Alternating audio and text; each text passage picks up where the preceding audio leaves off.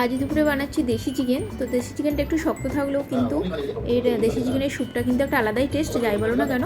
তো আমি চিকেনটা কীভাবে বানিয়েছিলাম সেটাই আমি দেখাচ্ছি। সমস্ত এখানে মশলা নিয়ে নিয়েছি, আদা রসুন গ্রেড করে নিয়েছি, আর পেঁয়াজ কুচি, টমেটো, আর এদিকে সমস্ত মশলা। কড়াইতে তেল দিয়ে দিয়েছিলাম।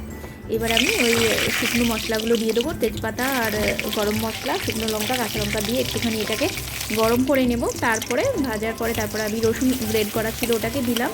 তো এটা আমি শর্টসে দিয়েছি, ফুল ভিডিও দেখার ইচ্ছে হলে গিয়ে দেখতে পারো।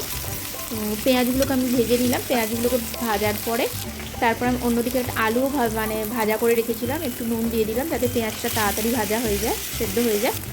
তো আদা বাটা দিয়ে দিয়েছিলাম, দিয়ে টমেটো দিলাম এবং সমস্ত মশলা দিয়ে দিলাম, জিরে গুঁড়ো, ধনে গুঁড়ো, লঙ্কা গুঁড়ো, যা যা দেওয়ার সব দিয়ে দিলাম, গরম মশলা গুঁড়ো সব দিয়ে মশলাটাকে ভালো করে কষিয়ে নিয়েছিলাম।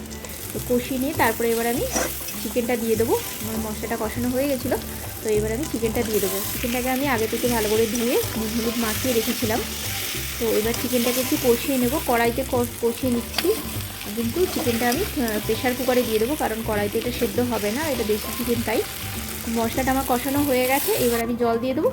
জল দিয়ে আলুগুলো দিয়ে দিলাম, দিয়ে আমি এবার প্রেশার কুকারে দিয়ে দিয়েছি, একটু ধনেপাতা কুচি দিয়ে দিলাম, দিয়ে তারপর আমি বসিয়ে দিয়েছিলাম। চিকেনটা আমার রেডি হয়ে গেছে, ভাত নিয়ে নিয়েছি, একটা লেবু, আর এই যে চিকেনটা আমার এরকম হয়েছিল।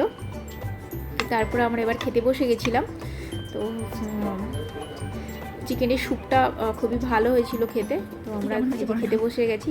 চলো ভিডিওটা এখানেই এন্ড করছি, টাটা বাই।